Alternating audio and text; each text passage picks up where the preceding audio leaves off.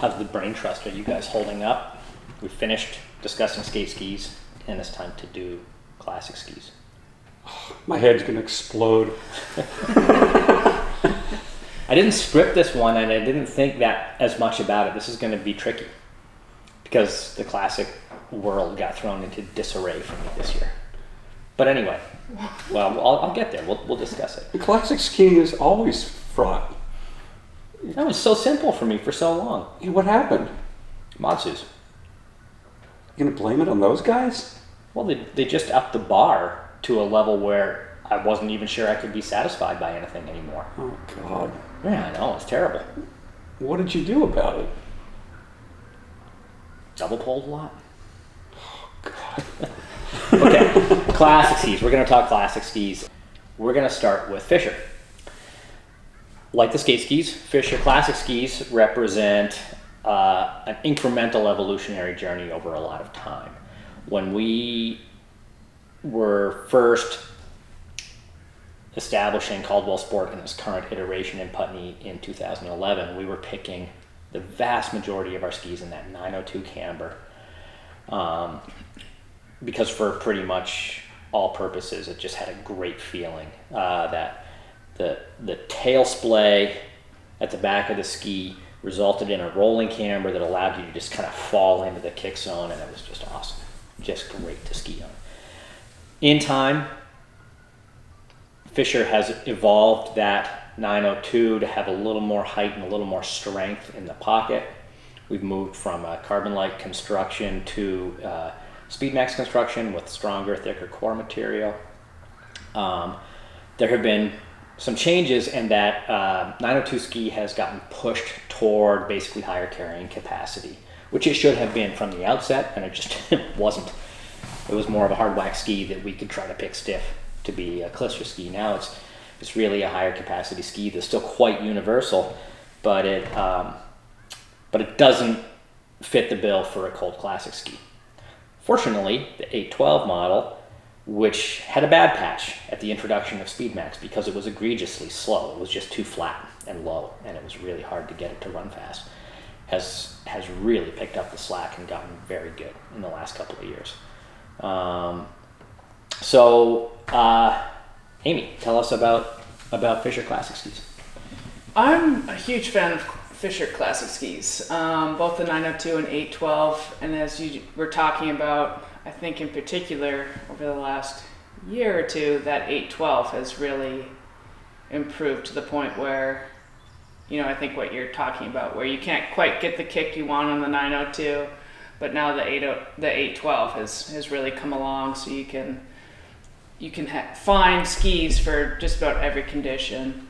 I also like the fact that for me, that Fischer platform feels really poppy and it feels really fast, and I like that connection to the ski. So I often end up racing on Fischer classic skis. Todd. I don't know whether I skied, which of the two skis I skied, but... More 812 in the testing that we were doing, okay. Because we had, a typical New England problem. Very few opportunities to test Klister skis. It was just like a perfect hard wax skiing for 6 weeks in a row. Okay.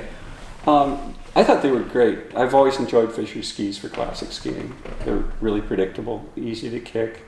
You could ski them, again, from any position you wanted to. You didn't have to be always up high and forward. You could be fatigued and still get a really good kick, which I think would be great for a lot of people if they want to go for 3 and 4 hour skis. At 4 hours, you're still going to have these things working for you. You're not going to be you're not just going to have to double pull your way back in. They do seem to double pull well, so they carried me across that terrain pretty well. But I thought they were wonderful. They climbed well and they descended well and they're really stable on downhills, which is a big factor for classic skis.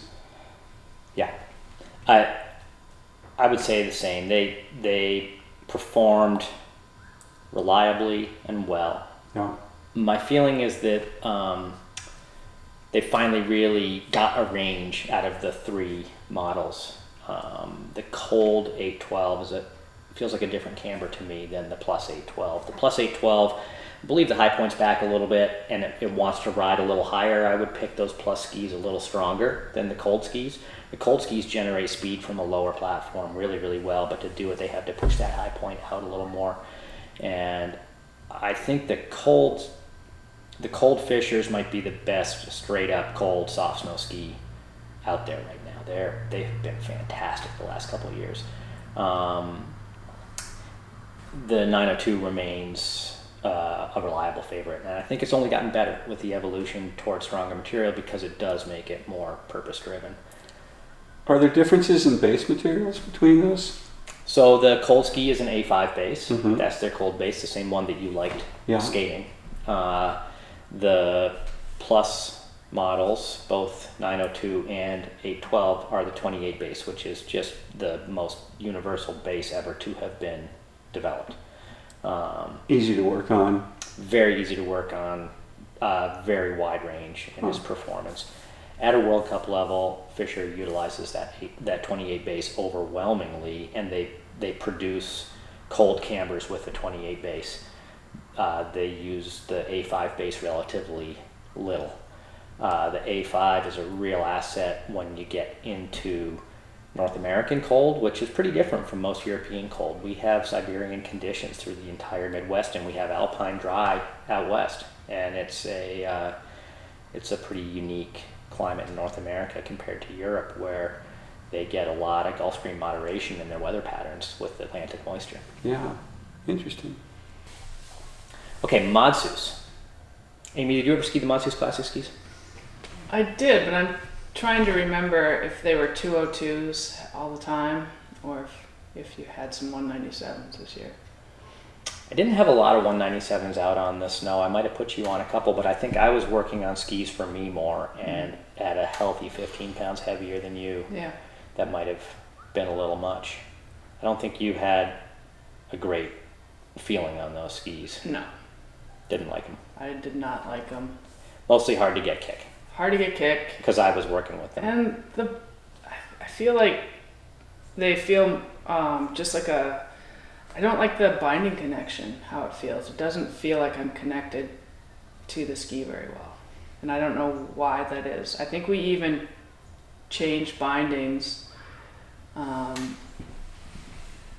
it still feels like a slipper versus like that tight connection that you can get on Fischer and Salomon. And I don't know what's going on with that. So you think it might be a Rotafella issue? No, I think it might be a camber issue. Really? Yeah. I feel like it feels like the camber is distributed across the ski versus a little more contained in the Fischer and Salomon, and I feel like that the camber in those skis makes you feel more connected to the ski. I get that. The Madshus skis don't sit down quickly. Mm-hmm. You're definitely suspended. What was your impression? They were a ton of fun to ski if I maintained good form on them. If I stayed up high, so I always had the place to drop from. Yeah. I needed to have be up high enough so I could drop and get that contact with the wax done early. I couldn't scoot my way up a hill by pushing backwards. You dead meat when you do that. Yeah. You really have to grab that lightly and then be off of it and be milking the glide. So it does, in fact, change the way that I approach roller skiing, because I have to keep working on my technique through the summer to maintain that, which is, for my body nowadays, is a really comfortable place to ski. Yeah. So it's easier on my joints when I do that. So the classic skiing is a lifelong operation of figuring it out and adapting to new skis as they come out. But these ones, if you could figure them out, really reward you. With, and they're really reliable once you've figured out what you need to do with them. Yeah. It's just that if you get fatigued to get in the back seat, it's all over. Yeah, you're going to struggle. Yeah. I almost couldn't ski on anything else once I got on these things, because the speed available and the freeness of the ski was just so addictive. Everything else felt like I was dragging wax across the snow like some wet carpet on the gravel driveway. It was awful feeling once I felt the speed available on these skis. And that speed was most notable double poling, like frictionless double poling. Even as you come down fully loaded and scooch the skis forward, they just, the acceleration was incredible. And stepping onto them and letting them run was just crazy, crazy good.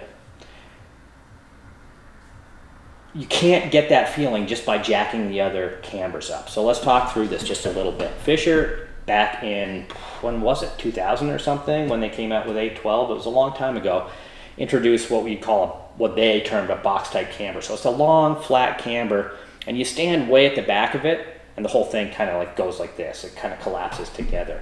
Really all it is pushing the camber forward and taking that original kind of arched leaf spring and sort of lowering it and reinforcing it with some laminations. There's a limit to how effective that can be in terms of where the force gets applied. So if you're standing back here and you're trying to transmit force to the front of the pocket, you don't have very much leverage. And if that ski is picked low and you're kicking here and that flattens out, you have peaked the amount of collecting kick force that you can get. Now you're only just pushing solid on solid. You bottomed out. You bottomed out, yeah. Okay? The way classic skis and wax works is that when you can gather and compress material, you spike the kick force quite a lot, particularly if there's any looseness in the conditions. Okay? If it's not just like really, really hard tracks. What Madshus did to develop these skis was apply the laminates that they tried in the skate skis almost on a whim. They were just like, hey, this works so well in the skate skis. What happens if we do this full-length laminate in a classic ski? And two things happened. One, they made skis that had end flex values that were through the roof, like crazy stupid high, 70 kilo skis or something. Heads were exploding. Two, they worked better than anything they had ever had for elite Norwegian skiers. Now those guys stand high and kick hard, right? But what was happening is that I think, personally, the added laminate was bridging the forces to the ends of the pocket really, really well. And then because they had the pockets running pretty high, they could compress for longer.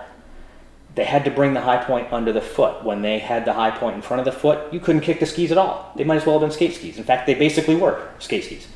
So with the high point back a bit, the skis just became... the amount of kick force you could develop by skiing high and kicking hard was through the roof, and the speed was incredible. You couldn't get that from the other model of sort of flat forward camber skis because you bottom that kick out and then you can't develop any more force. And so it was this incredibly seductive thing, and it works amazing with the carbon in there with a high ski when you can stand and kind of pound on it a little bit and build the wax up. Year before this passed, Gunnar, at 83 pounds on the way into the season, got a pair of prototype 187 skis that were made for Helene Foss's home as Klister skis. He was 37 kilos. This ski had a 40 kilo end flex. And he skied it in every condition and every race. In spite of having a perfectly good pair of traditional skis, he wouldn't ski anything else. And sometimes he missed, didn't have enough wax, couldn't kick, and sometimes he nailed it. In all conditions, it was possible to get him good. But he wouldn't ski on anything else. And this little kid was like pounding along on these things because the speed was so good. And the kick, when he got it, just had a different, better feel.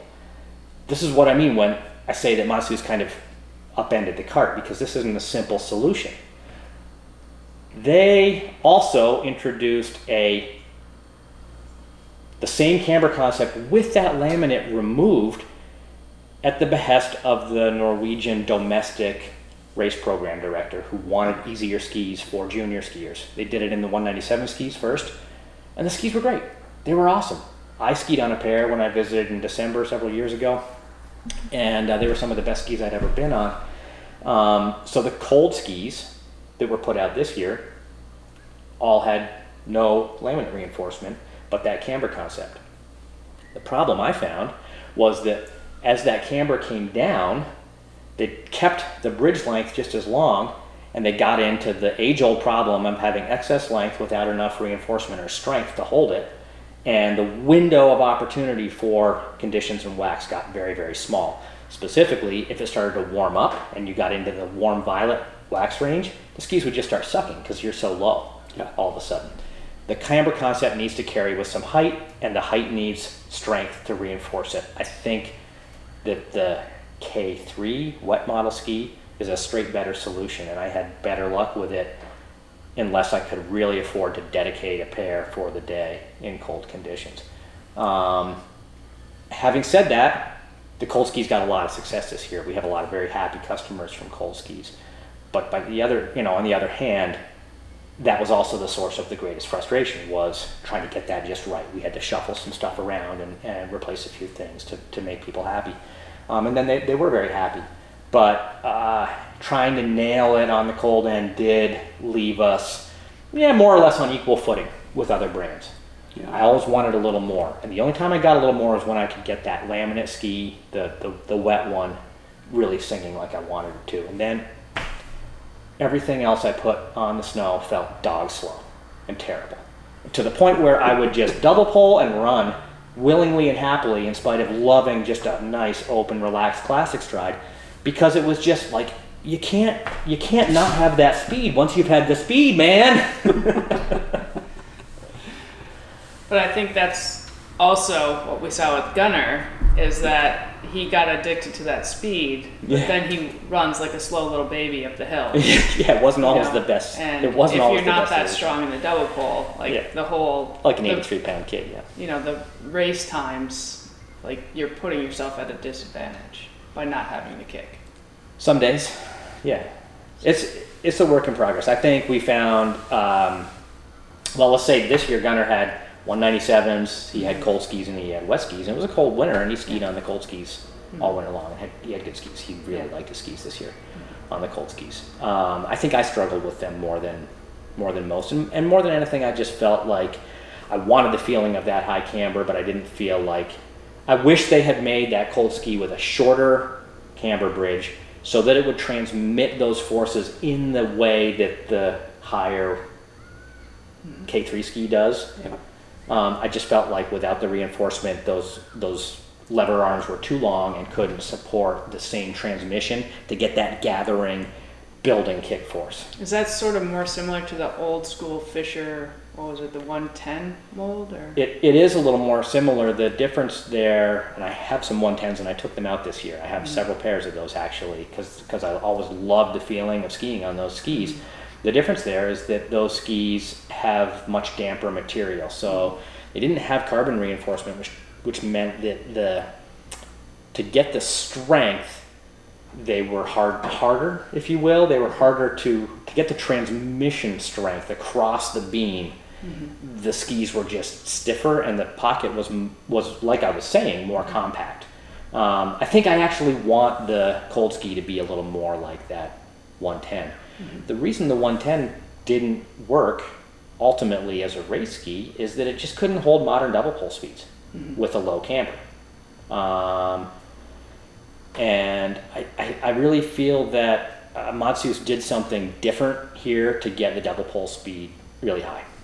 These skis are fast, and a lot of that has to do with the way the skis bridge force from the camber bridge onto the glide zone. I think this is why the skate skis got so fast, was that transition.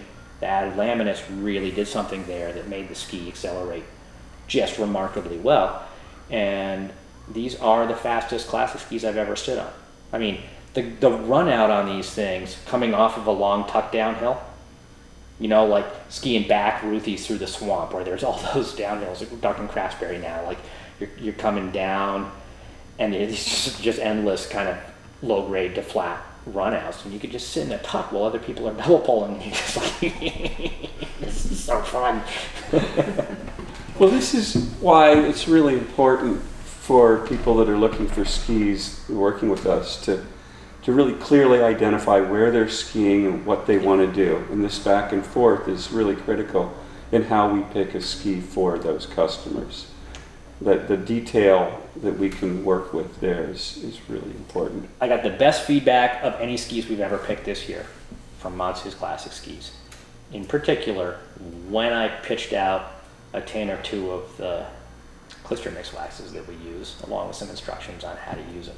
Because those have sort of developed alongside these skis. You know, we've been using those and these mix waxes, which we've replicated those. Davida from Star has basically worked with our specifications to make waxes that are like really tightly correlated with what we've been producing all along. And we're going to be able to have those waxes next year, which I think opens up the opportunity to ski higher skis.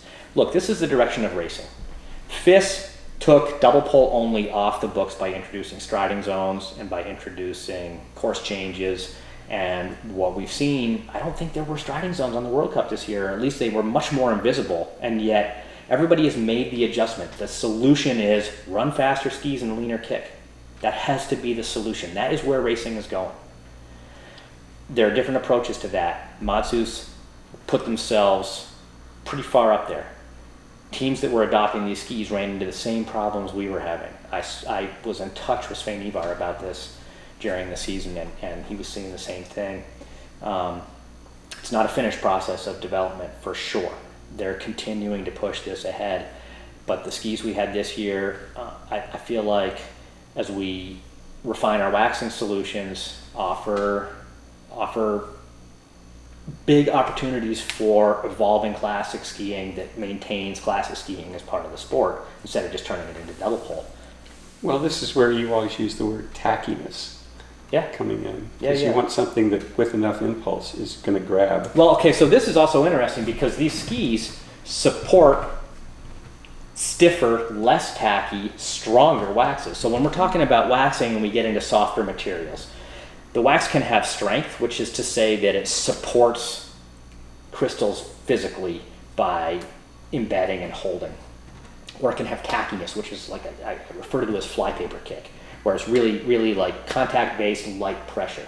So when you have a really low ski and you're going to bottom it out against the snow and not develop any additional kick force, you have to run tacky wax solutions. And these Clister mixes can provide that for sure. On the other hand, when you have a ski that starts high and gathers a ton of kick force, you can and will run stronger wax solutions. More depth in the wax, but also stiffer, stronger, more capable of holding waxes. So for instance, in one of the races that we saw in Clister conditions, again, this was up in Craftsbury, we had very different wax solutions on the Madshus skis versus the Fischer skis that we put out. It was much stiffer Clister on the Madshus skis, and everyone was happy with their skis. You know, we got to the place we needed to be to make the skis competitive. But it's definitely an evolution, and I don't think it's a finished evolution. I do think that the skis that went out this year offered a different dimension and made me think really differently about classic, and I'm not going back. Okay. Well, I'm going forward, and I believe Madshus will eventually come forth with a light trigger, lower camber ski because they need that. That has to be in the repertoire. That's my ski. That's my ski too. Both of you want a light trigger, low camber ski, which segues really neatly into Salomon. Salomon is, by definition, kind of light trigger, low camber ski. Amy, tell us about it. Yeah, I think the nice thing about the Salomon is, once again, they have 3 really solid models, especially their cold blue model and their wet model are really strong points in that lineup. Also, once again, really stable, like to go straight, and so classic in a track, they're awesome. And I really like that binding connection. I think the one place I'd like to see Salomon make some adjustments, in my opinion, is in the blue and the red model, and adding a little bit of strength with some possible like laminations. I feel like, because we can get the flex values quite high, but it's still it collapses and you're on that wax even with pretty high flex values. So something's going on there. What's interesting about these skis is they really changed the thickness profile of them when they introduce them. The thickness builds up quickly here, and what that does is it opens the length of that lever arm, and it makes a very sort of touchy camber. With this, the rear of any pocket carries most of the load because, with your toe here, your foot's sitting back here. So it's really carrying your weight. And if you open that point of inflection up way back here, you have a lot of leverage over it as you move forward. And so it's really easy for that pocket to collapse early and feel like it's a little quick to go. So we have to be very careful about how we pick these things. I don't know whether they need to reinforce the pocket or maybe bring that contact up a little more. But I know what you're saying, and this represents the biggest issue I've had with these skis. Double pole speed feels great because it does hold open at half weight without any problems, and therefore these skis are really, really nice to double pole on. But I do feel like to get really good kick on them, I also often get kind of pitchy. So like if the wax is prone to icing, these things are going to ice up, because as I roll forward, you're going to catch out here. The front end closes really rapidly on these because the rear end holds. So you kind of like almost get over the top of the pocket in a way that's a little awkward. And it comes down to the right ski on the right day. When we get it exactly, when I'm on the right pair of skis, that's really not a problem. It just kind of disappears. So the issue I have is that if I try to ski your skis, I'm just outside the window of what the ski can support. And that's not true on any other brand. I can step onto Gunner's Madshus and I can still feel how the ski's going to respond even though it's low for me. I can ski a 197 Fischer almost by preference. It's great, but I don't feel like any of the 197 Salomon skis will hold me and support the feelings I want.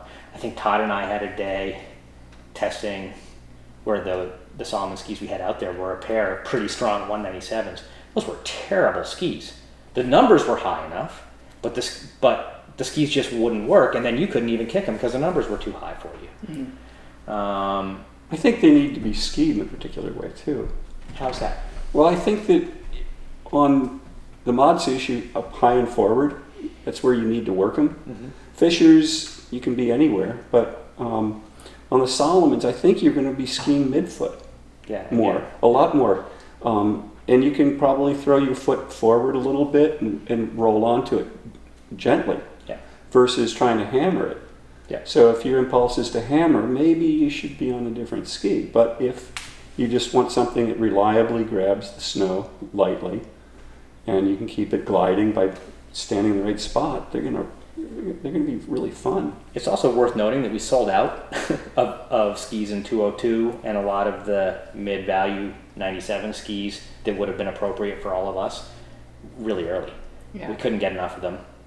Some of the 202s just weren't available, and we had customers for them. Those customers were psyched. They had great skis. Yeah, I mean... And so we're having really good success with these things, and we might be talking about issues that we had based on not having exactly the right ski. But it's worth noting that we ski a lot of skis out of range. Mm-hmm. And these are hard to work with out of range. Yeah. I mean, the one thing about Salomon is that if I just want to go for a ski around town, I always first look for a Salomon ski, just because it's really easy to ski. Mm-hmm. And I'm not looking for top-end race speed or anything, but I know I'm going to have good kick. It's going to be stable. It's going to be fun. Yep. They do have a great feeling on the snow. Yeah. It's amazing how light the front of the ski feels, and yet it holds. Mm-hmm. So I get on it, and I'm like, this isn't going to hold, and then it holds. It's fine. It's great. It feels really, really good. And the kick is easy in that getting that contact. As long as I wax you with flypaper, you want high tack in the wax, mm-hmm. and you need the pocket to hold it at a height and keep the thickness right. And with those caveats, they're super easy to work with. Mm-hmm. But you're going to get there quickly, get it right the first time. Don't spend a lot of time trying to build up the wax on them. Mm-hmm. And then I think they're awesome and really easy to work with. And again, we do have a lot of very, very happy customers on these skis. Do they, are their cluster skis pretty good too? Yeah, again, as Amy said, that was the red. The red ski, yeah. They've been fantastic. They've been really good. I feel as though the bridge length is pretty long on them. Mm-hmm. They took took similar material, lifted it all up. Bridge length is long, and you have the wax much, much shorter than what you would measure on the pocket at any kind of half-weight value. But the skis are very good once they're working, and have been for a couple generations. The previous generation of Salomon Classic skis, the red ski was like the standout. That was fantastic. And this one, again, the red ski is excellent. But they do still have that quality of closing very, very rapidly. Yeah. Any ski that starts really high and closes really rapidly is a little bit more prone to picking up ice in tricky conditions than a ski that sits low and is a little more stable. That ski that sits low and is a little more stable in the response is perhaps a less exciting feeling ski, but a more predictable ski. But the clear base is an advantage on that also. The clear base definitely has a lot to say about success in those conditions. That Salomon clear base is a knockout base material, and it's very at home on their Klister ski. Yeah. This season. Last season we had 6 weeks of cold. Do you think this season we'll probably have like 6 weeks of slop? Oh yeah. No. It's going to be just like last winter. Is it? Yeah. Okay, we'll just keep telling people like that, and then we'll try to sell all the skis early, so when the slot comes, we can just. I have futures in Klister. I have past in Klister. Have you seen the collection? We've got 200 tubes of OV. They don't make that stuff anymore.